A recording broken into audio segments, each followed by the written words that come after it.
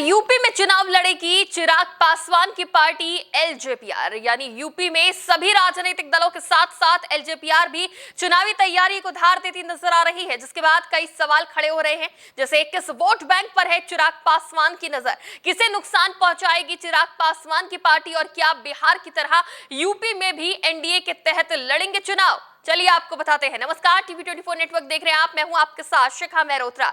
लोक जनशक्ति पार्टी रामविलास यानी कि एलजेपीआर उत्तर प्रदेश में अगले साल होने वाले चुनावों के लिए अपने संगठन को मजबूत करने के लिए तेजी से काम कर रही है। लखनऊ में पत्रकारों से बात करते हुए एलजेपीआर प्रमुख चिराग पासवान ने कहा कि पार्टी संस्थापक और उनके पिता रामविलास पासवान की जयंती इस बार उत्तर प्रदेश की राजधानी लखनऊ में मनाई जाएगी। उन्होंने कहा कि पहली बार हम रामविलास पासवान जी की जयंती उत्तर प्रदेश में मना रहे हैं।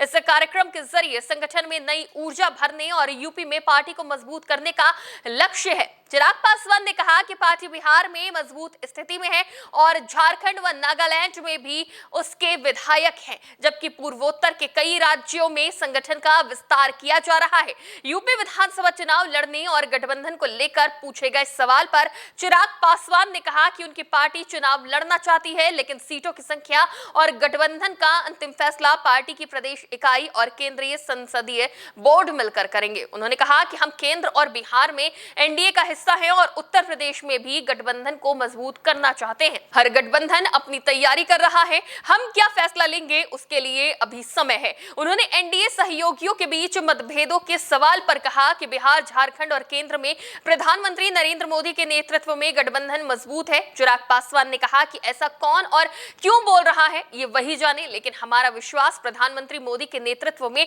मजबूत है। राम मंदिर दान गबन मामले पर भी चिराग पासवान ने अपनी प्रतिक्रिया देते हुए कहा कि इस मामले में किसी को बख्शा नहीं जाएगा। उन्होंने कहा प्रधानमंत्री मोदी इस मामले को लेकर सख्त हैं। राम मंदिर का निर्माण और प्राण प्रतिष्ठा सुप्रीम कोर्ट के आदेश के बाद हुई है। भ्रष्टाचार को किसी भी हालत में बर्दाश्त नहीं किया जाएगा। उन्होंने कहा कि ये करोड़ों राम भक्तों की आस्था से जुड़ा मामला है और दोषियों पर कड़ी कार्रवाई होगी ताकि भविष्य में दोबारा ऐसी घटना ना हो। आस्था के साथ खिलवाड़ नहीं होगा, उसका सम्मान होगा। विपक्ष के आरोपों पर प्रतिक्रिया देते हुए चिराग पासवान ने कहा कि सरकार किसी दोषी को बचाने वाली नहीं है। जो भी दोषी होगा, चाहे कितना भी बड़ा अधिकारी क्यों न हो, उसके खिलाफ कार्रवाई होगी, किसी को संरक्षण नहीं मिलेगा।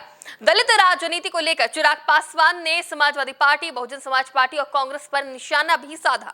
उन्होंने कहा कि बसपा और सपा ने दलितों को ठगा है। हमारी पार्टी दलितों और वंचितों की असली आवाज है। आज भी गुंडे दलितों और वंचितों पर अत्याचार करते हैं। चिराग ने कहा कि बिहार में उनकी पार्टी ने दलितों को भ्रमित नहीं होने दिया और यूपी में भी ऐसा नहीं होने देंगे। चिराग ने साफ कहा कि अगर बसपा, सपा या चंद्रशेखर आजाद दलितों की आवाज प्रभावी तरीके से उठा पाते तो आज हालात अलग होते।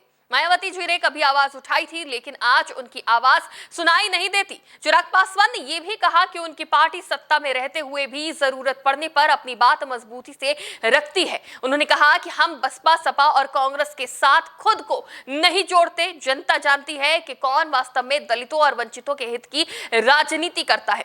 चिराग पासवान के बयान से साफ है कि उनका फोकस दलित वोट बैंक और उनके हित पर है, जिसे ध्यान में रखते हुए वो यूपी के चुनाव में उतरने की तैयारी में है, जिससे वो सपा, बसपा और आजाद समाज पार्टी जैसे दलों को नुकसान पहुंचा सकते हैं। साथ ही अगर चिराग पासवान एनडीए गठबंधन के तहत यूपी के चुनाव में उतरते हैं तो वो दलित वोटर को एनडीए के पक्ष में ला सकते हैं। तो वहीं चिराग पासवान की पार्टी लोक जनशक्ति पार्टी रामविलास उत्तर प्रदेश में आगामी विधानसभा चुनाव लड़ने की तैयारी कर रही है। पार्टी का मुख्य लक्ष्य पूर्वांचल और केंद्रीय यूपी के उन क्षेत्रों में पैठ बनाना है जहां दलित, विशेषकर पासी और पासवान मतदाताओं की अच्छी खासी आबादी है। पार्टी ने राज्य को 4 प्रमुख जोन पश्चिम, मध्य, पूर्व और बुंदेलखंड में विभाजित किया है, लेकिन उनका विशेष फोकस पूर्वांचल जैसे कौशाम्बी और मध्य यूपी जैसे सीतापुर और लखनऊ पर है। एलजेपीआर का मुख्य निशाना लगभग 9.5% दलित मतदाता हैं, जैसे पासवान और पासी समाज, जिन्हें वो एकजुट करने का प्रयास कर रहे हैं यूपी में। लखनऊ में आयोजित नव संकल्प सभा के दौरान पार्टी ने दलितों को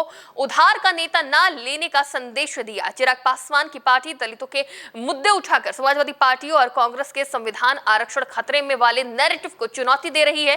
इससे मुख्य रूप से विपक्षी इंडिया गठबंधन को नुकसान पहुंचने की संभावना है, क्योंकि उनके दलित वोट बैंक में सेंध लग सकती है। वही पारंपरिक दलित वोट जो कभी बसपा का मजबूत गढ़ हुआ करता था, उसमें बिखराव की स्थिति भी चिराग की पार्टी इन वोटों का हिस्सा अपनी तरफ खींच सकती है, बड़ा बिखराव कर सकती है। चिराग पासवान की पार्टी एनडीए के घटक दल के रूप में यूपी में अपनी ताकत आजमा रही है। पार्टी का इरादा बिहार की तरह यूपी में भी भाजपा के साथ मिलकर चुनाव लड़ने का है, जिससे दलित वोटों को पूरी तरह एनडीए के पाले में समेटा जा सके। ऐसे में आपको क्या लगता है, एलजेपीआर के यूपी में चुनाव लड़ने का क्या होगा सियासी असर? युवा केंद्रीय मंत्री की लोकप्रियता का यूपी के चुनाव पर कैसा असर होगा? हमें कमेंट करके जरूर बताएं अपनी राय। फिलहाल के लिए देखते रहिए टीवी 24 नेटवर्क।